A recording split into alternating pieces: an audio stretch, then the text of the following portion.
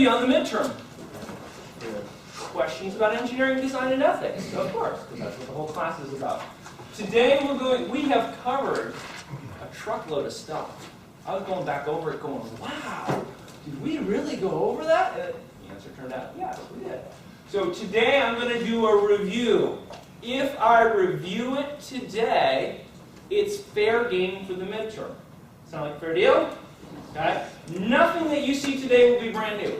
Everything that you see today you will have seen before. The fact that you're seeing it again should be a clue that I like this material. It's special to me. Whenever something's special to me, I like to share with other people. Perhaps come Thursday, I will want to share it with you. Clue, hint, flashing arrow, that sort of stuff. All right? So we've got a lot of stuff to go over. Let's get cracking. All right. Engineering design course, may as well, let's start out and let's say, hey, what is engineering design? Let's make sure that we're all on the same page here. So engineering design is the process of devising a system, component, or process to meet a desired need. Well, that certainly seems pretty straightforward, but what makes it engineering design? It's really the second part where things get interesting, right? Decision-making process, which you guys have all been going through, in which the basic sciences, mathematics, and engineering sciences, which of course is why you're taking all those courses, right? Those are the crayons that are in your crayon box. You use those to actually apply to convert resources, electronic circuits, wires, software code, whatever the heck it is, optimally to meet a stated objective. Basically to produce something that's useful to somebody else. So that certainly seems like a good thing. Establishment of objectives, criteria, synthesis, all this stuff seems very good. One of the challenges that we've talked about is that in the real world, when you're doing engineering design, unlike the problems in your textbooks, and the problems on my midterm, there's not just one answer, is there? In the real world, there's a whole bunch of different ways to solve any given problem, as hopefully you found out with your team designs, right? A lot of different ways to solve that one, but the challenge is generally there's only one solution that's considered to be an optimal solution.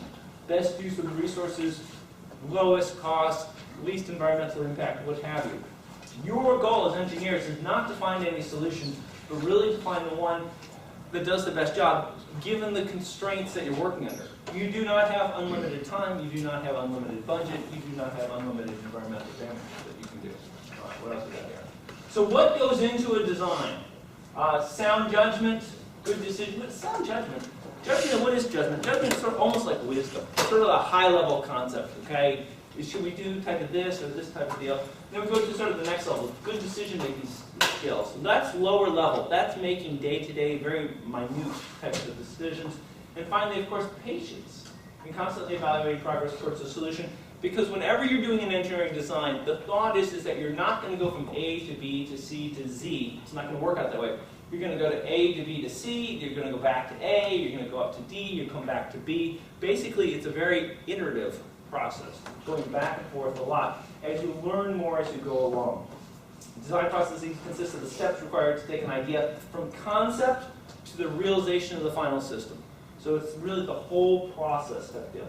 Design processes are problem-solving methodologies. So really what we're talking about is a framework to go from, hey, here's my problem, to here's what my solution is. And that takes care of that one. We talked about a couple different high-level ways of doing this. This one is called the prescriptive design process, if you recall this. So you can see we've got a flow chart, and we all love flow charts, right? If you look at a flow chart, you know exactly what to do. You start over here on the left-hand side, of course. Identify the problems and needs, determine the requirements, go over here and say, hey, do my requirements satisfy my needs? If they don't, I back up. Go ahead and do some more determining of requirements. Try again, try again. I mean, it's like a flow chart. You're basically operating almost like a computer program. As engineers, we love this. A prescriptive design approach sets down an exact process for realizing the system. It's often algorithmic in nature and expressed using flowcharts with decision logic. What engineer would not love this particular approach? We talked about where we see this type of approach in real life, which of course was our biscuit problem. If you recall correctly, we talked about what goes into a biscuit, right? Basically ingredients, which is fantastic, but if you're missing the actual instructions on what to do with the biscuits, you're going to end up with a big mess. You need to be able to combine the biscuit ingredients in a very specific sequence. You have to bake them and cook them and do all that sort of stuff like that. You really can't do it however you want, because if you do that, you're not going to end up with biscuits. You're going to end up with something far more horrible. The other approach that we talked about was the descriptive design process, right? This is arguably how a lot of us go about solving things, right? So we start off with problem identification, we go, oh great, I know exactly what to do. So we go ahead and create a prototype. And then we try it out, or we present it to somebody and they go, no way man, that's not it at all. We go, oh darn, maybe we should do it the right way. So then we come up with a bunch of concepts, do a bunch of prototypes, turns out it's not really working. In fact, we're way off the mark. So we go back and we say, let's make sure that we understand that what we're actually doing as far as solving the problem. Yeah, I know what it is. And then we go to the person, so basically we jump all over God's green earth here, right? There is not a flowchart approach to this. We can sort of go from any step in the process to any other step in the process. So it's much more of a dynamic type of thing. It's much less formal. It describes the activities that we're going to do, but it doesn't really impose upon us a sequence that we actually have to do them in. A question. Yes? On the last slide. How did you go straight from problem identification to delivery? Okay, so the way that would actually work is, who says you actually have to build it? Right? I'm a carpenter and my thumb keeps hurting. Could you tell me what the problem is? Well, yeah, stop using a hammer, right? There's not a lot of design going on there. I could create a big steel cover for your thumb so that as you use a hammer, you don't, if you hit it, it doesn't matter. Or I could just tell you to stop doing something. For another simple example. But the gist of it might be that you don't actually have to design anything. You don't actually have to build anything. They just have to perhaps change their behavior. It could be that simple, right? So if it was something like that, you could jump to it. Does that make sense? Not necessarily the best example, but you get the gist of it, right? If you have to actually build something or do something, you end up doing all the other ones. If it's something very simple. Or, here's another one. There's no solution to it. Whatever your problem is, that's the way life is. When I use my iPod, the battery seems to run out after 4 hours. Can you fix that problem? No, that's what a battery's supposed to do. Okay, end of story there, right? How can you pick that solution without going through the rest of them? It would be based on your knowledge.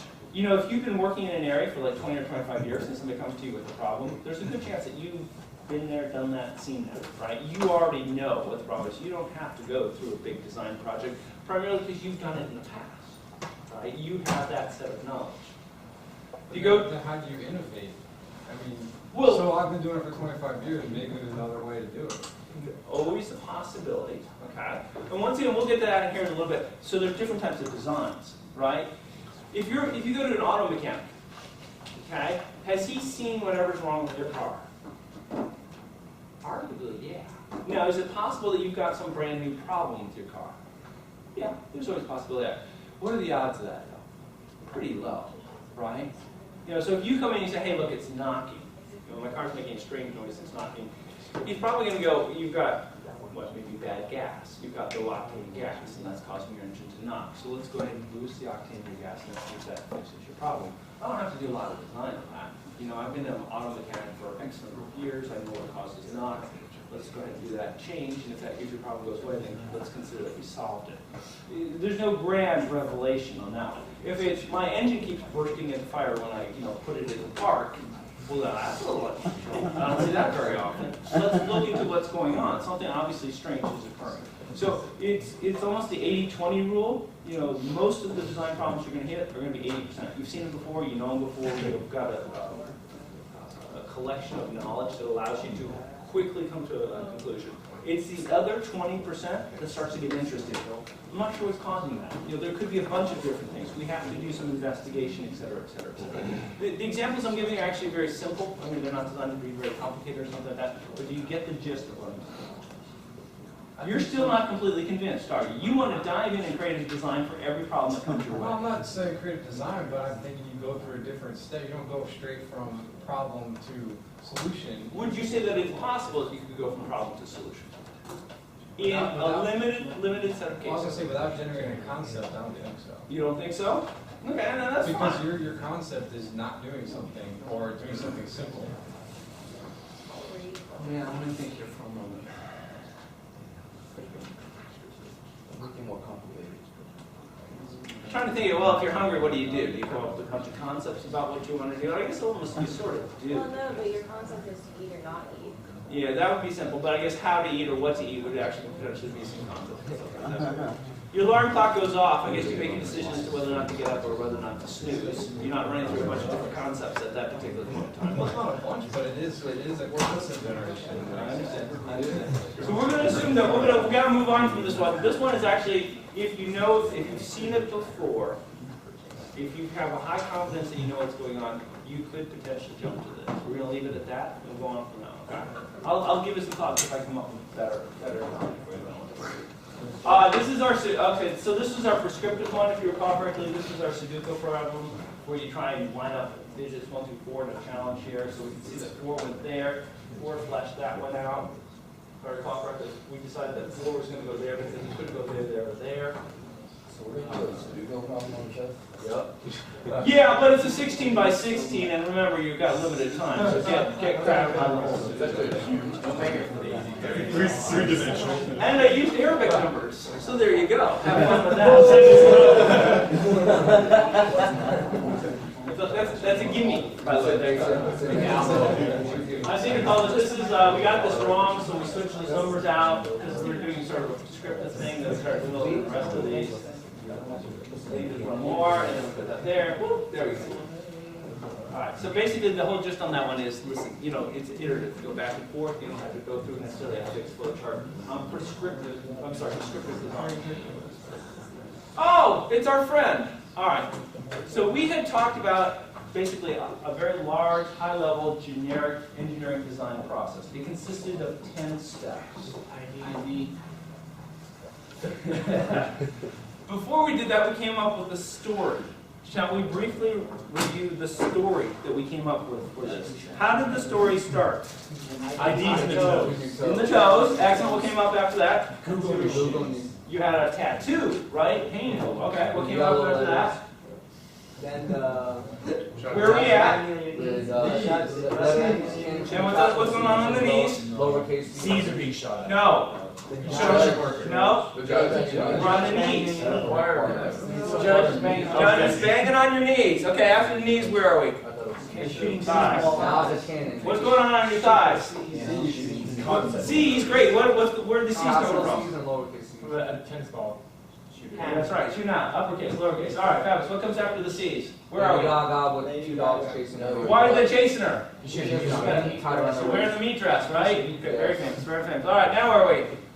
Lego butt. All right. And what we got? Lego butt. All right, got it. Now where will we go? Couldn't remember that one. Okay, sockets on your spine, right? Your spinal columns have been replaced with individual sockets, and you can see the extension cords being plugged in. Where are we at now? Your little guy throwing Testing. paper, Yeah, crumpling a up. little guy at a little desk taking a test. It's not going well, is it? He's crumpling up paper and stuff like that. Okay, where are we now?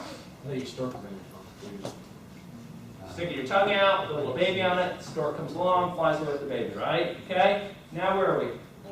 Tools come out of your head. Shooting out of your head. You're like a load. That's tools. All right, fantastic. Which, of course, is very ridiculous. All right, so we've come up with a story. The story is absolutely completely ridiculous. Unfortunately, it's stuck in your head for the rest of your lives. Sorry about that. But the whole reason that we came up with the story was that you could remember the 10 steps of the engineering design process. So the first step is what? Problem identification. Problem identification. The second one is? Research. Research. Very good. Third one is? Requirements. That's exactly right. So we're at the knee. Now what's the fourth one? Concept generation. We're up to Lady Gaga. Design. Exactly. We're on the posterior. Prototype. Very good. Excellent. So now we're on the back. System integration. Excellent. We're up to the shoulder. Testing. Face. Delivery and acceptance. Very good. And finally we hit the top of the head. Maintenance. Let's see if you got it right. Oh, look, you did! Fantastic. Now, do you think that's going to be on the midterm? Is it possible? I'm just saying, we went through a great deal of effort to make sure that was stuck in your head. But the cool thing is, do you have to study for that?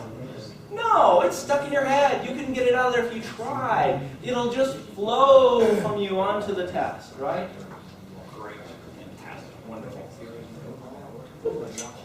Ethics! We've been doing that ethics thing in here, haven't we? Ethics is always a little bit tricky because it's squishy. You can't really get your hands around it. What have we discovered? We've discovered ethics is messy. So we have these ethical problems. We talk about them. We present the scenarios. And does the class come together? Are we all unified on this? Do we all choose the same outcome? Are we all going to have our T-shirts made in San Francisco by fabulously, tree-hugging folks made out of fabulous barley or something like that? Or are we going to ship it off to China if they have it made like cut rate, but like a lot better colors and designs and stuff like that? Have we been able to make up our mind on that? No, absolutely not. We go back and forth. So, which actually sort of interesting. What is ethics? Seems like we should all be around on that one. So it's a standards of behavior, which are actually really a decision-making process, right? That's what ethics is. Okay, telling us how human beings ought to act in many situations in which they find themselves. Friends, parents, teachers, children, citizens, business people, all that sort of stuff like that. So really, ethics is really all about behavior, isn't it? And making good decisions. Ethics refers to the well-founded standards of right and wrong. That's tricky stuff. Because sometimes it's a little bit right, and sometimes it's a little bit wrong. It's all right. Okay, what humans ought to do, usually in terms of rights, obligations, benefits to society, fairness, or specific virtues. Yeah, all right. We've seen a lot of people being hauled off to jail, right? I've shown you a lot of pictures of very nicely dressed people going to jail. So clearly, they made some poor decisions. So apparently this isn't quite as easy as you normally think it is. Ethics also refers to the study and development of one's ethical standards, which is important because what it means is ethics isn't something you learn in school and then you use for the rest of your life. Ethics is a constantly developing set of understandings. Oh, all right, that all sounds sort of complicated. So give me something I can actually hold on to. Okay. We've been working on developing basically an ethical decision-making framework. It consists of 5 different steps to it. We've been stepping through each one of these. First off, you have to be able to recognize that something is an ethical issue. Selecting what you're going to have for lunch today is not an ethical issue. Well, I guess it could be, but generally it's not considered to be an ethical issue. Number 2, you need to get the facts. Trying to make any sort of decision, ethical or not, without having all the facts is going to lead to failure, right? You have to evaluate your alternative actions. Look, if I get the T-shirts from China, this is what's going to happen. If I get the T-shirts from San Francisco, this is what's going to happen. Then you need to make a decision, and ultimately you need to test it. Okay? So you're going to make the best, hopefully, ethical decision you can make, but you also then have to see what the outcome is going to be. Then, number 5, you have to act and reflect on the outcome. When you make your decision, things will happen. You need to learn from that decision that you make. I mean, I would hope that you would make all the right ethical decisions throughout your entire life. The reality of the situation is you're not. You are going to make ethical mistakes, which is a bad thing, but we work through that, we move on. Okay? The concept is when you make a mistake, you need to learn from that. Make it once, out, okay, we move on. Make it twice, wait a minute, you screwed up on that one. Okay? Design types. We talked about a whole bunch of different design types. Anyway, so we have our classic 10-step model, which is good, and then ultimately, most of the companies that you go to work for, you're going to find some variant of that, but that's not the only design methodology out there. So we covered a couple of other ones. One of them was waterfall. Waterfall is very, very similar to the classic one that we talked about. So it starts with research, we do a concept, we do a test, we do a design, bam, we do a build. And what's good about the waterfall method? You end up with the product. I'm sorry, what was that? You end up with the product. You end up with a product. It's very defined, right? I know if I come in here, I'm pretty much going to pop out here, right? And arguably, I sort of know when I'm going to pop out there, right? Because I can pretty much sort of assign a time frame and perhaps even a cost to each one of these red blocks. Is it dynamic? Is it creative? Is it, am I going to get fantastic new ideas necessarily from a waterfall design process? No. Am I going to get a product? Yeah, there you go, exactly. So, once again, it all really sort of depends on what you're trying to do. It has its advantages. It gets poo-pooed a lot. But here's the concept. It actually produces results. So that's key. Next one we talked about is something called Agile. Remember, so in Agile, you do some research, you come up with some concepts, test, design, build. Design, build, design, build. The concept on Agile is what you're trying to do here. It's derived from the waterfall process. You do a bunch of these design, build iterations. And what allows you to do is basically incorporate new information, incorporate new designs into what you're doing. So if you start having great ideas as you move farther and farther into the process, the cool thing about Agile is that it's going to let you work those new ideas into what you're doing. So it's a great way to basically make sure new information, customer feedback potentially, or maybe even new technology gets worked into your process. Okay?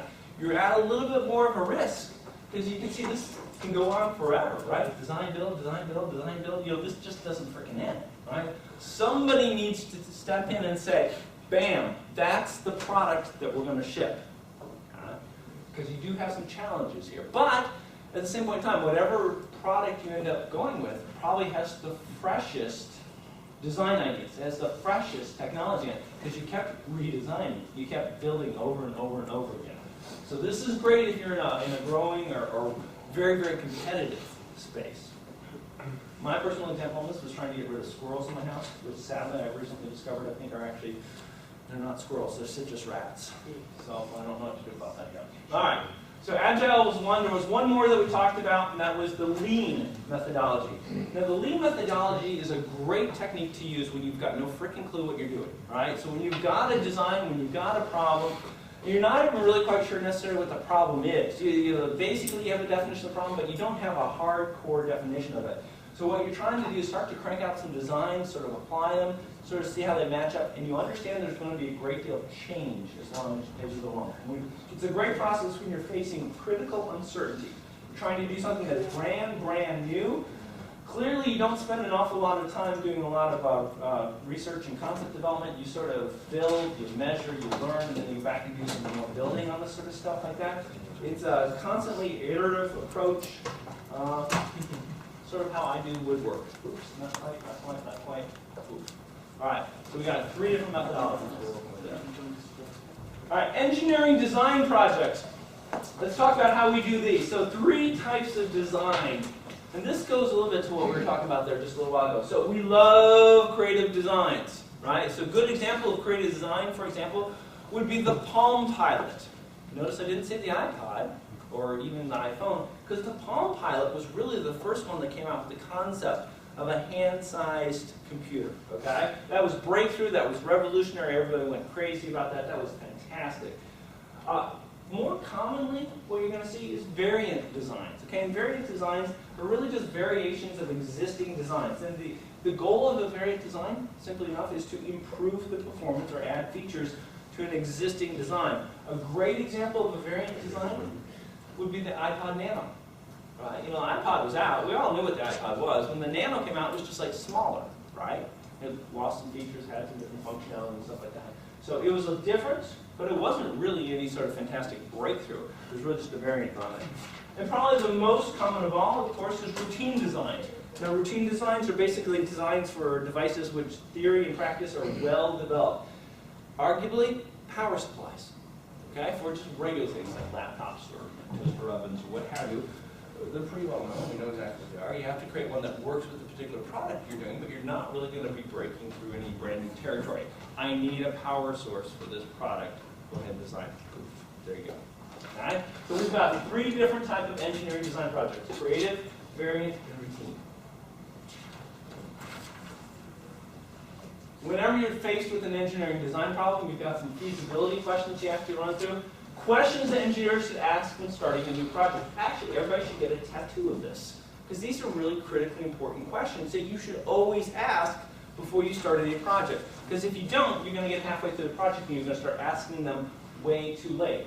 Right off the bat, what are you trying to do? Sure seems like something that you'd like to know right off the bat, right? Articulate your goals using absolutely no jargon. Make sure that what you think you're trying to do is what the person who's assigning the task to you is what you're trying to do. How is it done today, and what are the limitations of the current practice? You've heard the phrase, don't reinvent the wheel. Okay, congratulations, you're all done. Here's your fantastic new design. Yeah, we already got that. You just redesigned something that already exists. Well, that was a waste of time. Okay, number 3, what is new in your approach, and why do you think it's going to be successful? It goes back to saying, if you're redesigning something that somebody else has already done, you're really adding no value. Okay, so what's so great about your approach? You've been seeing me give you that feedback on your capstone projects, right? There's been a lot of capstone projects that have crossed my desk that have said, this is what I want to do, and I pointed out, it's been done before. I can go out to such and such a store and buy that. You know, tell me what's making your capstone project different, unique, and special. Number 4, who cares? Great, you're going to crank out this design. Does anybody care? Are you going to solve any problems for anybody? Whether you're creating a power supply or a brand new type of cell phone or something like that, who cares? Who's going to be able to use your design? Number 5, what are the risks and payoffs? You know, if you're using cutting-edge technology, you know, room temperature fusion or a power cell, fantastic, that's very cool, but what are the risks? You know, does that exist? Are you going to be able to get supplies of it? Are you going to be able to contain it? What happens if it explodes? Number 6, how much is it going to cost? How long will it take? Classic project management questions. You know, that's fantastic. Let's go ahead and use that component. Oh wait, it's going to cost, you know, it's going to turn the cost of the overall product, you know, 3 times more than what it is. And then finally, what are the midterm and final exam checks for success? Anytime you're doing a design project, it has a start, a middle, and an end. You can go off course at any particular point in time. So the goal is to say, listen, how are we going to make sure that this design is going where it should go? What kind of special checks do we have to do as we go along? And there's a bunch of important characteristics of a project. All right, what else we got here? So, when you're doing a design project, what's the first step? Well, you have to gather the raw data from the users, right? So this is all about being good at asking the right types of questions. Okay? You've got to interview people from the client organizations. What you're going to want to do is ask questions such as, you know, when and why do you use this type of product? Walk us through a typical session using the product. What do you like about existing products? What do you dislike about the existing products? What issues do you consider when you're buying this type of stuff? As it comes in, as you gather the raw information, you're going to actually have to process it. You know, remember, you might not actually be talking to retail customers. You might just be talking to somebody who works for the same company as you, who just simply works in a different department. Whatever design, whatever thing that you're putting together, it's going to go to somebody. Somebody's going to receive your design and then do something with it. Those are the people that you want to talk to. Effectively, those are your customers. Right? Might not look like customers, might just look like other engineers. But you want to have a chat with them.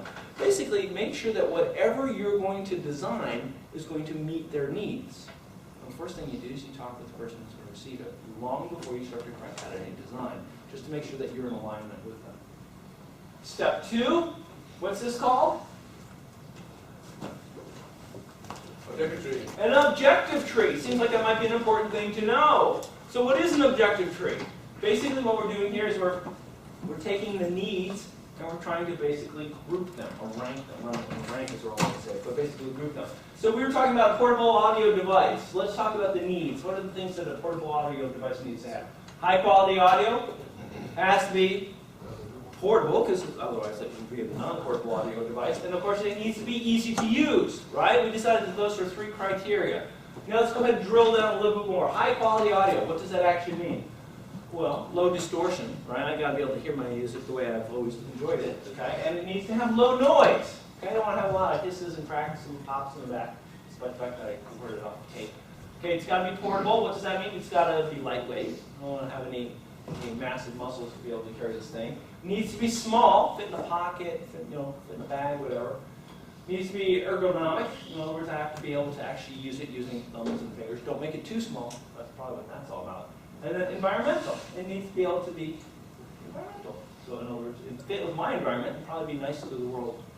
Easy to use means what? Limited controls. Don't put a zillion buttons on that thing. Just put the ones that I actually need. It needs to have multiple data formats because my music comes in a bunch of different formats. And finally, it has to have long battery life. Battery is really terribly important in this sort of stuff. So look, I took a whole bunch of requirements. I broke them up into 3 major groups and basically grouped them together. It allows me to get my hands around the user requirements. I'm sorry, what was this called? That might be important to know. Okay. All right. Now, once I have my objective tree, that's great because I enjoy having requirements, but all requirements are not created equally, right? Y'all remember this? I remember it because I did my math wrong, so it's a very painful memory for me, but that's okay. So notice that I have all of my requirements for my rows, and I have all my requirements for my columns, right? What I'm trying to do here is compare my requirements and figure out what's the most important for me. What I do here is it's actually very simple. There's only 3 values, a 1, a 0, or a 1/2. 1 means that my row is more important than the column. That's what I'm really doing here is comparing my requirements. A 0 means the row is less important than the column, and a 1/2 means I can't make up my mind they're both equally important. So let's take a look here. What do we got? So we got high quality audio, and obviously it doesn't really compare with itself. So we got high quality audio, and we got portable, and we got a 0 there. So what does that mean? Portable is Less important. Portable is more important, exactly. High quality audio and easy to use? It's a tie, right? Okay. So portable and easy to use and high quality audio? Portable is. What is it? What's that telling me? They're equal, right? It's a tie. All right? So easy to use and portable. Who wins? All right. So the row is less important than the column. So if we total them up over here, we'll see that. Actually, I apologize. I guess we actually had 3 of them. But at any rate, portable seems to be the most important requirement, right? So we had all these requirements. We threw them all on the table. We compared them this way. We were able to actually figure out which one of the requirements was most important, which is always important, right? Because now you know where to focus. You can't have everything, but you can have some of it. All right, so that's a good thing to know. Step number 4, you want to review the outcomes and the process involved, right?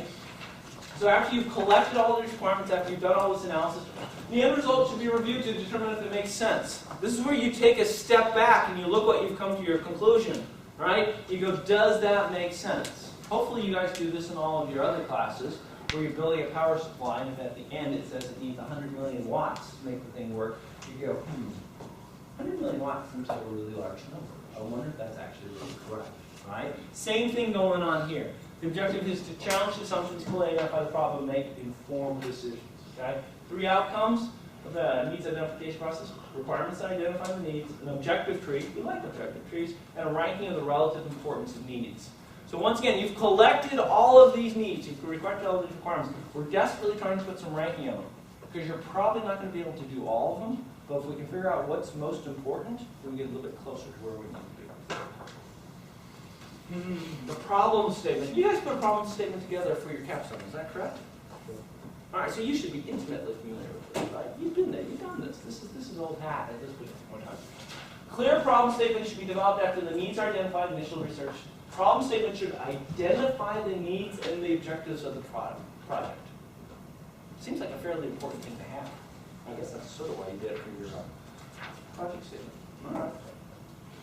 So what else we got here? Need statement should briefly state the need being addressed and should not identify the solution. So we don't really care what the solution is at this point in time, do we?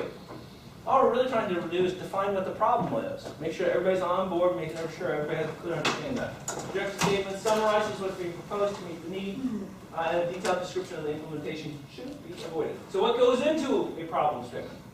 Apparently 6 things go into a problem statement. But this is all very familiar because you had to put these together for the ones that you did for capstone. I probably don't even have to go over this because this is automatically committed to your memory. When you wake up in the morning, this is what you're saying. All right, so what goes into a problem statement? Number 1, need. Something that identifies the needs of the project. Number 2, objective. A statement describing the concept being proposed. Number 3, background. So give me some background. So how did you get to here? How did you identify that this was a problem? Has anybody else worked on this problem? What's going on with that? Marketing requirements. Are you actually selling this thing? No. So what are marketing requirements? They're expressed in the language of who? The users, right? And that could be another department, that could be another group of engineers, it could be whatever, okay? But it's not engineering requirements, but rather it's the user's requirements. Hey, objective tree. Doggone it, this thing just keeps showing up all over the place. And then finally, ranking of the needs. Remember, you already figured out the needs, which one was more important, which one was less important, and stuff like that. So objective tree, ranking of needs, all of a sudden you've got all this information. Poof, it all comes together in your problem statement, and there you go. You've got a fantastic description of exactly what problem you're trying to solve with your engineering design. Man. So what is a design's requirement specification? Oh, now this starts to get sort of interesting, isn't it? Because we talked about requirement specification. This is like the golden document of your engineering design, isn't it? So a specification is a detailed and exact statement of particulars, a statement fully describing something to be built. Right? So if I'm going to come to you and ask you to build something, I could actually hand you a requirement specification, and there you go. Right? That's everything that you need to actually do this correctly. So, process for developing requirements. There are 3 sources of inputs. It's sort of like 3 doors. How cool is that? So what do you think is behind door number 1? No matter what's there, it's going to be disappointing though, isn't it? That is very sad. I've overstated expectations. All right, 3 sources of developing a requirement specification. The first one is customers, right? They tell you what they want. That certainly makes sense. I mean, there's no rocket science there. What else do we have? The environment. So basically, it's the environment in which you're getting ready to do it. External constraints and standards, right? You know, if it has to be Wi-Fi capable, well, you know, guess what? There's a spec for Wi-Fi. It works a certain distance on it or stuff like that. Let's take a look at the third one here. Third one is the technical community. Basically, the knowledge of engineers. Okay? There's an understanding of exactly what can and cannot be done. What are engineering requirements? Considering it's an engineering design class, it seems like this would be a very important thing to know. All right? What makes a requirement an engineering requirement? Well, requirement specification, which is the big document, is the collection of the individual requirements. When we dive in, we find out that it contains engineering requirements. There are short statements that address a technical facet of a design. All right? We're not talking paragraphs and paragraphs here. We're talking short statements that address some technical facet of the particular design. For example, the system should be able to supply 50 watts of power. So if that's what an engineering requirement is, how would I recognize one if I bumped into it in the wild? So each engineering requirement should have the following 4 properties. If you bumped into a requirement, you wanted to know if it was an engineering requirement. If it had these 4 properties, you'd know it was. So the first one is, it has to be abstract, okay? It has to specify what the system will do, once again, not how it does it, right? So this is subtlety, but it's actually really, really important. If you're telling me how to do it, you're limiting me, okay? When you give me an engineering requirement, you need to make sure that I have the full range of possibilities to what I can do. Don't tell me it has to be something specific if it's not important. Second one is unambiguous, okay? Single unambiguous meaning, it should be stated in short, complete sentences. Make sure it's not something I can interpret one way or another way. Okay? You have to be very, very clear on your engineering requirements. Third one is traceable. So when you give me an engineering requirement, I should be able to trace it back up to a what? What other type of requirement? Marketing. A marketing requirement, right? Don't just be inventing stuff. Must use fuel cell. Why? Well, because I like fuel cells. I want to work on fuel cells. Doesn't cut it, right? There better be a very, very good reason. We better be able to do a mapping from that marketing requirement down to the engineering requirement. Okay? Last one is verifiable. Okay? So when you do it, there has to be a way to measure, demonstrate that the target requirements are met in the final system. Okay? So in other words, here's my final system. Hey, did you include that engineering requirement? Oh yeah, sure I did. All right, I should be able to test it and make sure that I did that. So 4 different things make up property of an engineering requirement. Let's take a look and see if we can do this correctly. Okay, so here's an engineering requirement, or here's a proposed requirement. Let's find out if it is an engineering requirement. Robot must have an average forward speed of a half foot a second, a top speed of at least 1 foot per second, and the ability to accelerate from standstill to average speed in under 1 second. Is it abstract? In other words, is it telling me how to do it, or is it just telling me what it should do? So we're saying it's abstract, you said? Okay. Is it unambiguous? Are there 2 different ways to interpret any of this? No. Okay, so we're saying it's not. Okay. Traceable. Well, we don't know because we don't have the marketing requirements, and we don't actually have the final system, so we can't say verifiable. Based on the information presented, yeah, this looks like an engineering requirement. Let's go on. Here's another one. The robot must employ IR sensors to sense its external environment and navigate autonomously with a battery life of 1 hour. Is it abstract? No. Why not? It's telling me what type of sensors to use, isn't it? Why not acoustic? Why not laser rangefinder, right? Okay. Is it unambiguous? Why not? External environment is ambiguous. External. And how about autonomously? What does that mean? Could it mean a couple different things to you, a couple different things to me? Right? Because you could think it means just a little something, like just autonomously means just by itself. And I could be thinking, well, it should be able to operate in the whole wide world autonomously. And you might be saying just within a room autonomously or something like that, right? So this one's not really passing the muster as an engineering requirement, right? It's not meeting the first 2, and we don't know about the other 2. All right. So that's evaluation of engineering requirements. All right. Developing the requirement specification. Remember, that's the big one. That's the one that has all the requirements for the design, okay? A requirement specification needs to be normalized. We don't want to have overlap between them, requirements. It has to be complete. You don't want to have partial requirements. It has to be consistent. In other words, you can't tell me that it should be blue and it should be red. Make up your mind. It's either blue or red. Okay? Don't have requirements on it to do 2 different things. It needs to be bounded. In other words, don't tell me something has to, work forever and ever, run forever and ever. Okay, there has to be a limit on everything. Okay, it has to be granular. In other words, you have to get down into the details and tell me what's going on. Okay, give me enough information so I can actually design something that's going to meet your need. It has to be modifiable. In other words, this one says, look, requirements are not set in stone by any stretch of the imagination. Okay, they're good. That's our starting point as we move along through the design process. And also, as the customer becomes more sophisticated, as we show them what we're doing as we move along, there will be changes in what they want. There'll be changes in what we can deliver. So let's assume that those requirements are going to be a constantly evolving type of document. Marketing and engineering requirements. So apparently all requirements are not created equal. There are two types of requirements. Let's find out what we got here. Complete requirement specification includes requirements for both marketing and engineering, along with relationship between them. There's a relationship between them. They must be living together. The relationship between marketing and engineering requirements is called a mapping. There's 3 different types of mappings. What are the types of mappings? What? 1 to 1, 1 to n, and 1 to n 1. to n. So those are different types of mappings, right? Between what and what? It's on. Marketing and engineering. There you go, look at that. So remember, that's actually one of the big important parts of engineering design, right? You've got all these marketing requirements, which is just a fancy way of saying what your customer wants. You've got a whole bunch of engineering requirements that you've created. There has to be a way to map them. And remember, the simplest world is a one-to-one. Here's a marketing requirement, here's an engineering requirement, you're done. Okay, we also said, well, that doesn't really normally happen, right? More like, here's a marketing requirement, here's a whole bunch of engineering requirements that we're going to have to do to implement that. And probably even more realistic than that is, M to N, okay, where you've got a whole bunch of marketing requirements and they go to a whole bunch of engineering requirements, and if you change one, you may have to go back and change the other. And that's why the mapping is so important. All right?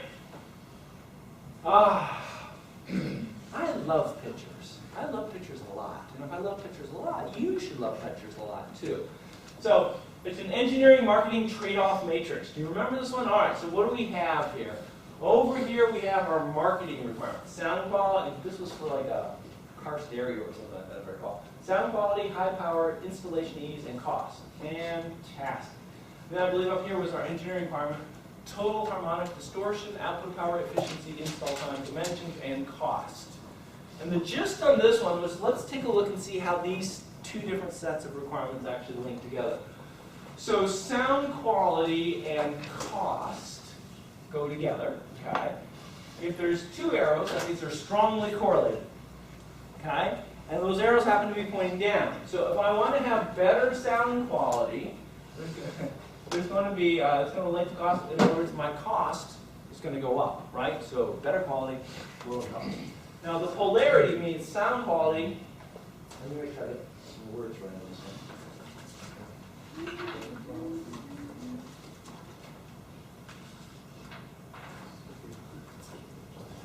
Increasing and decreasing the requirement increases the desirability of the product. Okay, so sound quality. If I boost the sound quality, is it going to become a more desirable product? Yes. Right, okay. Increase my power. If I really make it kick, is it going to be a more desirable product? Yes. Of course. Installation ease, is it going to become a more desirable product the easier it is to install? Yes. If I boost my cost, is it going to become a more desirable product? No. Okay, so it's a negative one. Okay, so the polarity in that last item is negative. Okay. Cost and installation time. Notice there's nothing there. So there's no correlation between cost and installation time. Okay, in this particular example. What else do we have? Installation ease and dimensions. Okay, and I think that the gist on that one is, I think the larger it is, the easier it is to install, and the smaller it is, the harder it could be to installation. Installation ease and cost. The smaller you make it, the more costly it's going to be, I believe, on that one. All right. So that's what we're talking about here. So basically, you're trying to relate your marketing requirements to your engineering requirements and figure out what the correlation is, whether there's a strong correlation, or whether or not boosting one causes the other one to go. Huh? Engineering trade-off matrix. Now what's different on this one is that we have the engineering requirements here, but then we also have the engineering requirements across the top at the same time. And what we're trying to do here is understand how the engineering requirements relate to each other, okay? Because they don't exist in a vacuum. Let's see, installation time and dimensions. I believe that's a negative correlation. So basically, I believe that the way that one works is that the smaller you make it, the more your installation time is going to go up. Your output power and your efficiency. So as you boost your output power, you're going to have more efficiency. This allows you to understand how you toggle each one of these requirements, how it's going to affect the other engineering requirements.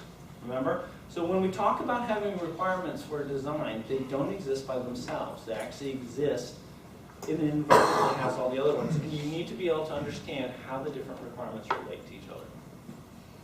Okay. Constraints. So remember, when you're doing a design, the answer to this is that you do not have a clear blank sheet of paper. There's not just do whatever you care to do. You operate in an environment that has a whole bunch of constraints, and those constraints can include the following: health and safety. Right? You don't want to hurt the person who's using your product or your solution. Environmental, don't you go poisoning the environment. We all got to live here. Ethical and legal, just because you can design it doesn't necessarily mean that you should design it. Right? Economic, of course, can't cost you much. Manufacturability, just because you can design it doesn't mean anybody can actually make it. Sustainability, if you make it, can it be maintained over time? Political, once again, you know, FDA gets involved in a lot of different types of designs that get created. And of course, social. You know, is the world ready for whatever your design is going to be? Standards, we talked about standards. So lots and lots of standards out there that you can use. This might actually be important for the test. 3 different ways to use standards. So the first one is what we said was user level. This is where basically you don't really care about the details of it. All you really care about this is that it's there. For example, if you're going to design a product that has a Wi-Fi component, you don't really care about the Wi-Fi standard. You just buy the module, you plug it in, you're good to go. Okay? Next one is implementation level. This is where you actually care about the details of the standard. For example, if you're writing drivers to interface your design to some particular module, and you have to worry about the characteristics of whatever the interface is or whatever type of data that particular module is going to deliver to you. And the third one is development level. This is where you're working on something that's cutting edge, that's not nailed down, that a standard hasn't been finalized for. The example we came up with for that one was something called LTE Advanced. So we know that everybody's come out with their 4G, LTE, cellular networks, fantastic. The next generation is something called LTE Advanced. People out there, they're working on stuff like that, but it's not nailed down. There's not a fixed standard. So if you're doing something that's going to use the LTE Advanced protocol, guess what? You're in the development level, because I bet you that standard's changing every month, right? And so hopefully you're contributing to that. Concept evaluation. You guys just went through this just a little while ago, right? So you take in user needs, you take in possible solution concepts, and you take in your own engineering considerations, right? They all come together into a decision process, and then you go ahead and you rank your concepts. Okay? Concept evaluation, how you actually evaluate your concepts. You perform an initial review of your concepts, and you discard the ones that are infeasible. They were great, they're your ideas, congratulations for having them, pitch them, okay? Because they're just not going to work. A bunch of different reasons why: too costly, too long, involves too much risk, and a whole bunch of other reasons based on the type of problem that you're working on. All right? Okay. Strengths and weaknesses analysis, a critical part of any engineering design. That's actually pretty easy to do too, right? We talked about this if you're making some sort of a, almost like cell phone type of thing. How are you going to get your input through a keyboard, maybe through a touch screen? We talked about the strengths and weaknesses. You lay it out so that you have the ability to compare it. There are some disadvantages to doing this. This is great text. This is actually very common. Lots of people use this and stuff like that. The problem is when you're done with it, you look at it and you go, fantastic. You really almost end up having to make a gut decision on this, right? But in all honesty, if you get enough people doing it, you make some pretty good decisions. Decision makers. Okay, so this is where you come up with the design. You create a series of criteria. You assign a value to each one of those criteria for your particular design. You line them up, you add them up, and you have an end result. We also said you have to be a little cautious about this because the numbers that you're using are made-up numbers. Okay, they're not set in stone by any stretch of imagination. So this sort of points you in the right direction. Take it, but take it with a grain of salt. That's it. That's all there is to it, guys. If you learn everything to go over today, you'll be good to go. You'll be well set for Thursday. Sorry, when does Thursday start? When are we going to start the midterm? 8:35. Add that correct. 8. That is exactly correct. I look forward to seeing you there. Make sure you get a good night's sleep before. Make sure you leave early. We'll